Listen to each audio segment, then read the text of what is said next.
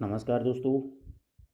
इस वीडियो में देखिए हम आज राजस्थान में स्टेनोग्राफर की जो एग्ज़ाम हुआ है, पेपर हुआ है, उस पेपर का सॉल्यूशन करेंगे अपन इस वीडियो में। जनरल नॉलेज का पेपर है, देखिए सामान्य ज्ञान।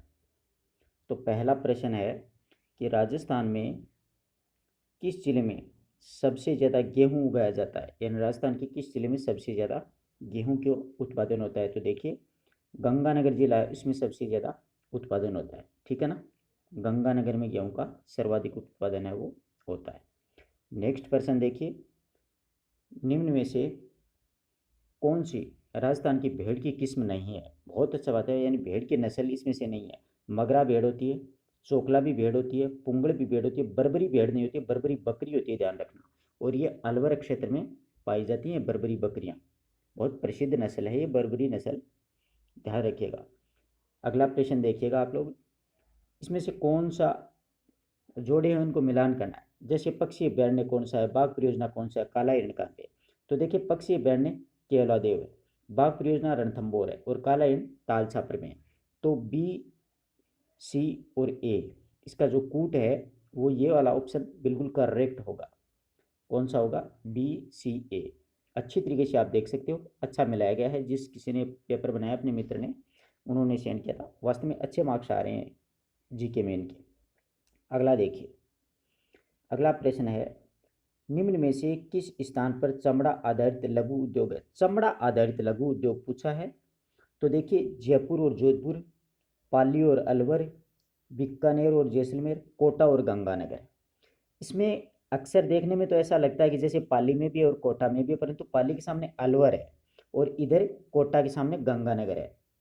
तो इसका सही जवाब अगर देखा जाए तो आई थिंक मेरे हिसाब से देखो पाली और अलवर से ही होगा इसका ऑप्शन।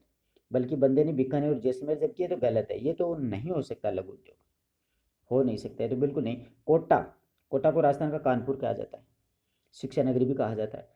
तो आई थिंक पाली और अलवर है ना, ये वाला ऑप्शन सही है, और बाकी बुक में देखना पड़ेगा मित्रों इसको। अच्छा प्रश्न है। अगला देखिए, राजस्थान में मिट्टी टेरिकोटा की मूर्तियां बनाने के मुख्य कला का मोलेला राजसमंद है। करेक्ट आंसर है, ठीक है। मोलेला राजसमंद में मरण मूर्तियां बनाई जाती हैं। अगला देखिएगा, निम्न में सभी राजस्थान के रब्बी की तिलहन की फसल इसमें से कौन सी है। रब्बी की तिलहन पूछी अपन को। तो देखिए अलसी, मूंगफली, तारामीरा, ये सारी तिलहन फसलें हैं, परंतु ये क्या है, खरीफ की हैं, मतलब बाजरे के साथ में ये बोई जाती हैं। जबकि ये तोरिया और सरसों ये रब्बी की फसल है। बहुत ही करेक्ट आंसर है, समझ रहे हो ना बात को। रब्बी की और खरीफ की, रब्बी की सर्दियों में बोई जाती है, जबकि खरीफ की गर्मियों में, बरसात ऋतु में। अगला देखिएगा, राजस्थान के किस पड़ोसी राज्य का चंबल परियोजना का हिस्सा है। राजस्थान के किस पड़ोसी राज्य का चंबल परियोजना का हिस्सा। तो चंबल तो आपको पता ही है, राजस्थान और मध्य प्रदेश की संयुक्त परियोजना है। आ रही है बात समझ में। नेक्स्ट देखिएगा, राजस्थान की पहली प्रत्यक्ष लाभ अंतरण योजना कौन सी है। बहुत ही अच्छा, यानी करंट का प्रश्न है ये, कि राजस्थान की पहली प्रत्यक्ष लाभ अंतरण योजना। तो इसमें लाडली योजना, इनमें से कोई नहीं, भामाशाह योजना या किशोरी शक्ति। आई थिंक भामाशाह योजना बिल्कुल करेक्ट आंसर है मित्रों। अगला देखिएगा, 2011 की जनगणना के अनुसार निम्नलिखित में से किस जिले की जनसंख्या सबसे अधिक है। सबसे अधिक जनसंख्या तो जयपुर की है ना, सबसे अधिक जनसंख्या जयपुर की है। जयपुर का जनसंख्या घनत्व है वो कितना है, 502 के आसपास है। अगला देखो,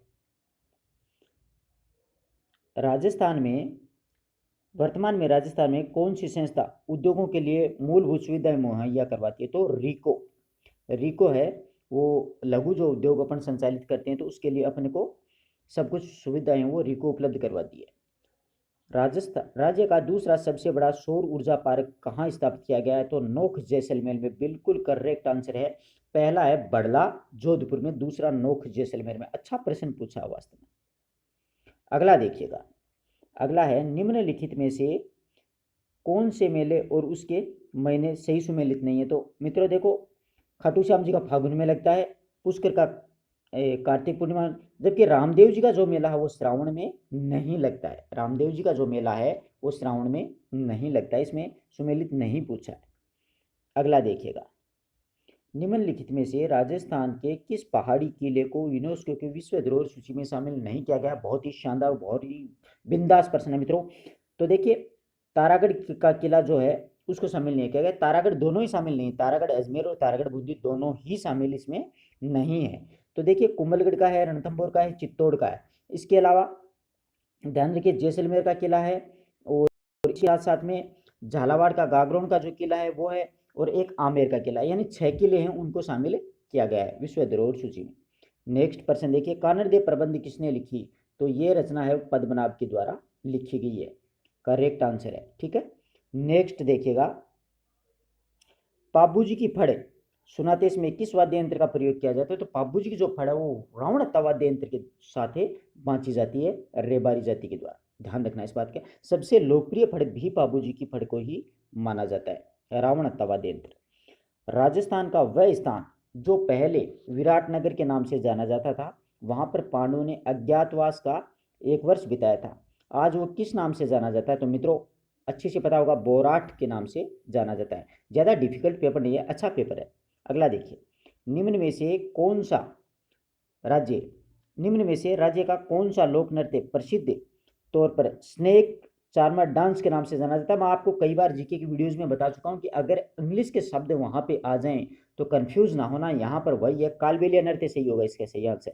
तो इसमें क्या लिखा है? Snake charmer dance. स्नेक मतलब सर्प पर आधारित, तो कालबेलिया नृत्यांगना के आधार से गुलाबो, है ना, गुलाबो ने इस डांस को क्या है कि विदेश में भी काफी चर्चित किया, काफी प्रसिद्धि दिलवाई है। अगला देखिएगा, निम्न सभी शैलियों में ढूंढाड़ चित्र शैली के अंतर्गत आती है सिवाय एक की, यानी एक को छोड़ के सारी आती है। देखो प्रश्न को कितने ध्यान से घुमाया है। तो ढूंढाड़ शैली के अंतर्गत समझो इसको, उनियारा शैली भी ढूंढाड़ के अंदर, आमेर भी आती है, जयपुर तो ढूंढाड़ था, ये बूंदी है ना, ये नहीं आती, ये हाड़ौती चित्र शैली के अंतर्गत आती, सिवाय। प्रश्न को कितने ध्यान से मतलब कंफ्यूज किया विद्यार्थियों को, बहुत शानदार प्रश्न बनाया। ऐसे प्रश्न आएंगे आजकल, बस प्रश्न की शैली है वो बदल दी है। आगे देखिए, राजस्थान में तिलपट्टी के लिए प्रसिद्ध स्थान तो अच्छे से जानते होंगे, ब्यावर में, ब्यावर के तिल के लड्डू बहुत प्रसिद्ध है, ध्यान रखना इस बात का। ब्यावर की नस्वार भी बहुत प्रसिद्ध है। अगला देखिएगा, कौन से लोक देवता को ऊंटों का देवता के रूप में? तो पाबू जी को। आगे बात समझ में। नेक्स्ट देखिए, पंडित जसराज जी मेवाती घराने के प्रसिद्ध ये गायककार थे। अगला प्रश्न देखिएगा, राजस्थान में इनमें से किस शहर को बावड़ियों का शहर कहा जाता है? City of the wells, Bundi. अगला देखिए, राजस्थान में ग्रीष्म महोत्सव कहाँ मनाया जाता है? मित्रों ग्रीष्म महोत्सव माउंट आबू में मनाया जाता है। ब्यावर लगा रखा है जबकि गलत है, ध्यान रखिएगा, ग्रीष्म महोत्सव माउंट आबू में मनाया जाता है। नेक्स्ट प्रश्न देखिएगा, बहुत शानदार प्रश्न है मित्रों, ये दमना नामक गहना कहाँ पहना जाता है? मतलब आभूषण, तो ये गले में पहना जाता है, बिल्कुल करेक्ट आंसर है। अगला देखिएगा, शिलालेखों के रूप में, अच्छा प्रश्न है मित्रों, शिलालेखों के रूप में निम्न में से कौन से सही वर्ष में है? यानी अचलेश्वर शिलालेख 1285 में, दिलवाड़ा 1216 में, और कुमलगढ़ 1460 में। तो इसमें 1 और 3 लगा रखा है, यानी अचलेश्वर शिलालेख 1285 में और कुमलगढ़ प्रशस्ति है वो 1460 में। कुमलगढ़ तो बिल्कुल करेक्ट है मित्रों, एक में थोड़ा मुझे कंफ्यूज लिख रहा, हो सकता है ये उत्तर सही हो बंदेगा। अच्छा प्रश्न है। अगला देखिए, जवाहर कला केंद्र ये जयपुर में स्थित है, ठीक है ना। उदयपुर, भीलवाड़ा, चित्तौड़गढ़ में से कौन सी बोली ज़्यादातर बोली जाती है? तो मेवाड़ी बोली जाती है, ठीक है ना। ठीक, बिल्कुल आसान सा प्रश्न है, कोई ज़्यादा डिफिकल्ट नहीं है। अगला देखिएगा, भरतपुर शहर की स्थापना तो महाराजा सूरजमल के द्वारा की गई थी, वैसे बदन सिंह थे इनके पिताजी, परंतु सूरजमल मुख्य थे। राजस्थान में ब्रिटिश शासकों में हरबख्शपाल कहाँ के शासक थे? तो मित्रों हरबख्शपाल करौली के शासक थे, ध्यान रखना इस बात का, कहाँ के थे? करौली के। अगला देखो, युद्धों के रूप में मिलाना बिल्कुल आसान से, देखो हल्दी घाटी, खानवा, तराइन, तो सीधी सी बात, तराइन 1192 में, खानवा 1526 में, 27 में, और हल्दी घाटी 1576 में। तो उल्टा हो जाएगा 3 2 1, तो ये वाला ऑप्शन सही हो जाए, ये 3 2 1 ये वाला ऑप्शन सही हो जाए, 1 नंबर ऑप्शन, सॉरी ये गलत हो जाएगा, 1 नंबर ऑप्शन बिल्कुल करेक्ट कर रखा है बंदे ने। अगला देखो, चित्तौड़गढ़ में विजय स्तंभ किसके द्वारा बनाया गया था? तो महाराणा कुंभा के द्वारा बनाया गया था, देख लो कुंभा बिल्कुल करेक्ट सही आंसर, देख रहे हो ना, कुंभा। अगला देखो, ट्रेंच कमीशन, ट्रेंच कमीशन मतलब बिजोलिया किसान आंदोलन के आया था, सीकर के लिए आया था, बेंगू के, ये बड़ा कंफ्यूज करता है मित्रों, ध्यान रखना। ट्रेंच कमीशन बिजोलिया, सीकर, बेंगू और अलवर किसान आंदोलन। तो ट्रेंच कमीशन है वो किसके लिए आया था?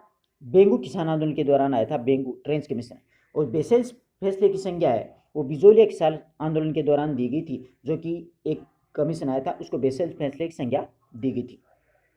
अगला देखिएगा, नेक्स्ट प्रश्न है, राजस्थान में 1857 का संग्राम, तो ये संग्राम वो नसीराबाद में हुआ था सबसे पहले, है ना, 28 में 1857 को।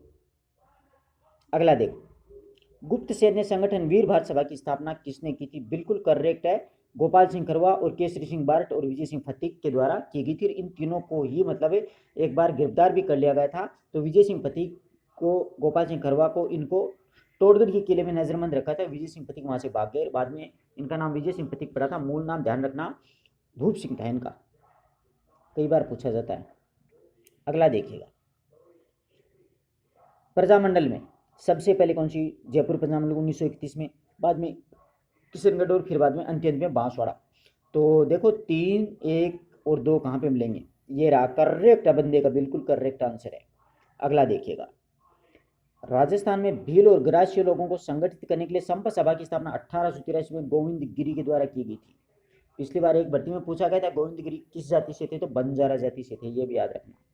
राजस्थान दिवस कब मनाया जाता है? मित्रों देखो, ये बहुत ही अच्छा प्रश्न है। राजस्थान दिवस और राजस्थान स्थापना दिवस, तो राजस्थान दिवस तो 30 मार्च, बी ऑप्शन इसमें करेक्ट होगा।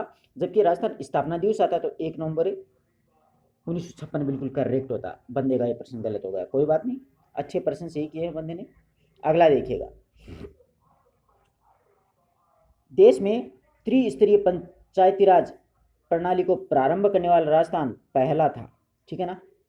मुख्यमंत्री का 7 सूत्रीय कार्यक्रम, ये ग्रामीण विकास से संबंधित है। ये थोड़े करंट के प्रश्न है मित्रों। राजस्थान का एकीकरण कितने चरणों में हुआ? 7 चरणों में, बिल्कुल करेक्ट आंसर है। अगला देखिए, कू किससे संबंधित है? भील जनजाति के घरों को, यानी भीलों के घरों को क्या कहा जाता है? कू कहा जाता है। अगला देखिएगा, शेखावटी ब्रिगेड का मुख्यालय, ये सीकर गलत दे दिया, झुंझुनू है, ध्यान रखना। शेखावटी ब्रिगेड का मुख्यालय झुंझुनू है। अगला देखिएगा, राजस्थान का कौन सा शहर विश्व में रत्न बाजार के लिए जाना जाता है? तो पन्ने और रत्न की मंडी अपने जयपुर में है, ध्यान रखना। ये देखिएगा, सुमेलित करना है, डग, चंदन, नौहर, ये मतलब गायों की नस्ल है। और इनका प्रजनन केंद्र कहाँ है? तो नौहर में राठी गाय का है, मतलब ये है। और डग में मालवी गायों का है, और चांदन में थार पारकर गायों का है। तो अब मिलाइएगा आप लोग, 1 में 3, ये रहा, बी में भी ए, सी ऑप्शन बिल्कुल करेक्ट है बंदे का ऑप्शन, ठीक है ना। अगला देखिएगा, अगला है एक्सराइज डेजर्ट नाइट 21, भारत और फ्रांस के मध्य हवाई सैन्य अभ्यास का आयोजन जनवरी 2021 में किस स्थान पर हुआ था? तो ये मित्रों करंट का प्रश्न है, बंदे ने जोधपुर लगा रखा भैया। अगला देखो, नवंबर 2020 में राजस्थान के मुख्यमंत्री ने अपनी तरह से पहले अंगदान स्मारक का वर्चुअली उद्घाटन कहां पर किया था? करेक्ट है, जयपुर में किया था मित्रों। अगला देखिएगा, राजेंद्र कुमार भंडारी जो हाल ही में चर्चा में रहे थे, किस प्रकार से सम्मानित किए गए थे उनको? राजेंद्र कुमार को पद्म भूषण मिला था 2021 में। अगला देखिएगा, 1 जनवरी 2021 को किस संस्थान ने अपने 63वें स्थापना दिवस को मनाया था? तो डीआरडीओ ने मनाया था।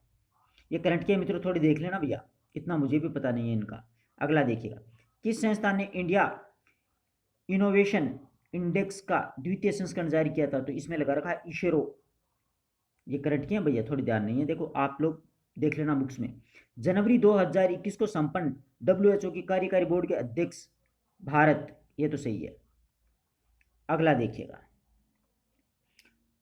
ये करंट के ही है मित्रों, राफेल फाइटर जेट जिसने 26 जनवरी 2021 को गणतंत्र दिवस फ्लाई फास्ट में हिस्सा लिया, वह किस देश से संबंधित है? तो ये राफेल, राफेल तो फ्रांस से आए थे ना, पता नहीं यार, ये करंट के हैं, देखो ये करंट वाले आप भी देख लेना। ये वाला प्रश्न देखिए, भारत के वर्तमान नियंत्रक महालेखाकार सुनील अरोड़ा एनईपीए उद्योग के लिए प्रख्यात है, इलेक्ट्रॉनिक्स उद्योग के लिए।